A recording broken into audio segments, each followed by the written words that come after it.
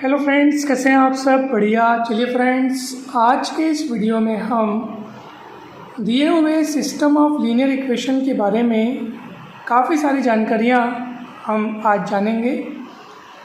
जब हमारे पास दो लीनियर इक्वेशंस दिए हुए हों, यानी उनका एक पेयर दिया हो, तो इसे हम कहते हैं सिस्टम ऑफ लीनियर इक्वेशन।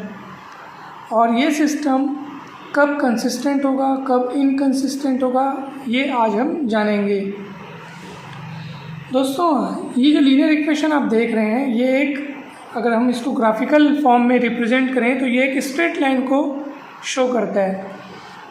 उसी तरह से ये दूसरा इक्वेशन भी एक स्ट्रेट लाइन को शो करेगा। अगर ये दोनों स्ट्रेट लाइन एक दूसरे को इंटरसेक्ट करती हैं तो ऐसी स्थिति में a1/a2 बराबर नहीं होगा b1/b2 के। ठीक है, या यूँ समझिए कि अगर a1/a2, a1 a2 कौन है, ये सब आप इक्वेशन में आप कंपेयर करके पता कर लेंगे। x का कोफिशिएंट a1 पहले वाले लाइन में, y का कोफिशिएंट b1 और कांस्टेंट टर्म c1 वैसे दूसरे वाले लाइन के इक्वेशन में x का कोफिशिएंट a2, y का coefficient b2, constant term c2। फिर आप a1/a2 करके देखेंगे, b1/b2 करके देखेंगे, दोनों बराबर नहीं आएंगे तो हम कहेंगे कि हाँ, इन दोनों लाइनों का जब ग्राफ बनाया जाएगा तो वे लाइनें जो हैं वो एक दूसरे को क्या करेंगी, इंटरसेक्ट करेंगी। और ऐसी स्थिति में उस दिए हुए सिस्टम का यूनिक सॉल्यूशन होगा। यूनिक मतलब एकमात्र solution, only one solution exist. ठीक है, यूनिक सॉल्यूशन। और ऐसी स्थिति में वो सिस्टम कहलाएगा कंसिस्टेंट। क्यों कंसिस्टेंट कहलाएगा? क्योंकि उसका सॉल्यूशन एग्जिस्ट कर रहा है। ठीक है दोस्तों, कंसिस्टेंट मतलब होता है संगत। हिंदी में उसको बोलते हैं संगत। समीकरणिका है, संगत कहलाता है, कंसिस्टेंट कहलाता है, क्योंकि उसका हल का अस्तित्व होता है। ठीक, वो दोनों लाइनें, ठीक है, जो इन समीकरणों द्वारा व्यक्त की जाएंगी, प्रदर्शित की जाएंगी, वे दोनों लाइनें अगर मान लो कोइंसिडेंट होती है, ठीक है, तो अवश्य ही ये शर्त लागू होगी। या इसका कन्वर्स भी आप अगर सोचोगे तो वो भी सत्य है। हमने यहाँ पे इफ़ इतना करके लिखा है, यानी कि अगर मान लीजिए आपको a1/a2, b1/b2 और c1/c2 अगर आपको दिखाई दे रहा है, ठीक, ये वाली शर्त अगर आपको दिखाई दे रहा है, तो वो दोनों लाइनें क्या होंगी, संपाती होंगी, यानी कि कोइंसिडेंट होंगी। यानी एक के ऊपर एक आपको दिखाई देगा, ये ऐसे एक के ऊपर एक दिखाई देगा। और ये पहले वाले केस में इंटरसेक्ट होते हुए नज़र आएगा। एक पॉइंट पर देखो, एक ओनली वन पॉइंट। ऑब्वियस सी बात है, अगर वो इंटरसेक्ट कर रहा है तो सिर्फ एक पॉइंट पे कट करेगा। अगर दो या दो से ज़्यादा पॉइंट पे कट कर रहा है तो फिर वो दो या दो से ज़्यादा नहीं, सीधा अनंत बिंदुओं पे फिर वो एक दूसरे को कट करेगा। यूँ समझिए कि दोनों संपाती होंगे। या तो ये स्थिति होगा या तो ये स्थिति होगा, या तो फिर सीधा ये स्थिति होगा कि दोनों पैरेलल होंगे। ठीक, अगर a1/a2 = b1/b2 = c1/c2 अगर हमको दिखाई देता है तो दोनों लाइनें कोइंसिडेंट होंगी, यानी कि ये वाली कंडीशन में होंगी, यानी एक दूसरे के ऊपर ओवरलैप होंगी। ठीक है, संपाती होंगी। और ऐसी स्थिति में उस सिस्टम के इन्फिनेटली मैनी सॉल्यूशंस होंगे, अर्थात अनंततः अनेक हल होंगे। और इस समय भी वो सिस्टम कंसिस्टेंट कहलाएगा क्योंकि उसका हल विद्यमान है। तो दो स्थितियों में हमारा सिस्टम जो है वो कंसिस्टेंट कहलाएगा, अर्थात संगत कहलाएगा, क्योंकि इन दोनों स्थितियों में उसका हल विद्यमान होता है। जिसमें से एक स्थिति में तो अद्वितीय हल, अर्थात एकमात्र अद्वितीय हल होता है, और यहाँ पे अनंततः अनेक हल होते हैं, बहुत सारे सॉल्यूशंस मिल सकते हैं। तो दोनों ही स्थितियों में हमको सॉल्यूशन मिल रहा है, इसलिए दोनों स्थितियों में वो सिस्टम कंसिस्टेंट कहलाएगा। और तीसरी स्थिति क्या है कि यदि आपको a1/a2 = b1/b2 लेकिन ये बराबर न हो अगर c1/c2 के, ठीक है, ये दोनों आपस में बराबर हों किंतु इनके बराबर अगर c1/c2 न हो, तो ऐसी स्थिति में हमको पैरेलल लाइन मिलती है। अर्थात जब ये दोनों इक्वेशंस का जब आप ग्राफ बनाएंगे स्ट्रेट लाइन के रूप में, जब आपको इनके ग्राफ मिलेंगे, तो अगर ये वाली कंडीशन अगर आपको दिखाई दे रही है तो ऐसी स्थिति में दोनों लाइनें एक दूसरे के समांतर होंगी, अर्थात पैरेलल होंगी। ठीक है, और अब देखो पैरेलल है मतलब दोनों एक दूसरे को कहीं इंटरसेक्ट नहीं कर रही हैं, इसलिए इनका कोई सॉल्यूशन विद्यमान नहीं होगा।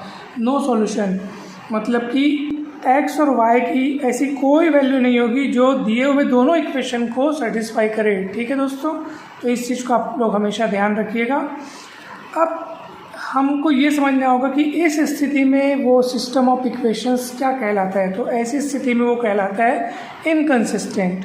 ठीक है दोस्तों, तो ये भी चीज़ें आपको अच्छे से क्लियर होनी चाहिए। सीधी सी बात है कि लाइनें अगर एक पॉइंट पर एक दूसरे को इंटरसेक्ट कर रही हैं तो यूनिक सॉल्यूशन, अगर पूरी की पूरी कोइंसाइड है मतलब कोइंसिडेंट है, एक दूसरे पर ओवरलैप है, तो इन्फिनेटली मैनी सॉल्यूशन है। ऐसी स्थिति में उनका हर बिंदु, उनका एक उस लाइन पर उपस्थित हर बिंदु उस सिस्टम का एक सॉल्यूशन होगा। यहाँ पे केवल एक बिंदु ऐसा है जो दोनों लाइनों पर उपस्थित है, तो केवल वही बिंदु जो है उस सिस्टम का एक सॉल्यूशन होगा। और ये पैरेलल वाले केस में एक भी ऐसा बिंदु नहीं है जो दोनों लाइनों पर उपस्थित हो, इसलिए सिस्टम का कोई सॉल्यूशन नहीं होगा इस स्थिति में। तो चलिए दोस्तों, अब हम solve the following system of equations by using method of substitution. Friends, हम सबसे पहले ये चेक कर लेते हैं कि ये सिस्टम कैसा है, कंसिस्टेंट है कि इनकंसिस्टेंट है। ठीक है, तो आप देख सकते हैं कि सबसे पहले तो आप इसको इस रूप में एक्सप्रेस कर लो। इसमें क्या होता है कि देखो, बराबर के उस तरफ जीरो अपने को रखना है, सारी चीज़ें इस तरफ रहेंगी। तो वैसे ही आप इसको चेंज कर लो।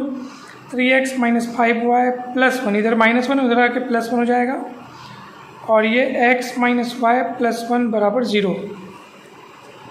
अब आप कंपेयर कर लो इसको, उससे कंपेयर कर लो। देख लो, a1 के स्थान पर आपको दिख रहा है 3, b1 के स्थान पर आपको दिख रहा है -5, ये b1 ये -5।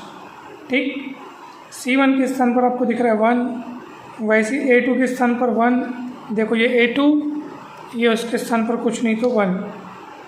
b2 के स्थान पर आपको दिख रहा है, ये देखो ये b2, उसके स्थान पर आपको दिख रहा है देखो माइनस, और सामने में 1 है ना, कुछ नहीं तो 1, तो माइनस सहित, चिन्ह सहित लिखना है। ठीक, प्लस को तो वैसे हम लिखते नहीं है, कुछ नहीं है मतलब प्लस है, माइनस रहता है तो माइनस लगा के लिखते हैं, और c2 भी यहाँ पे 1 है।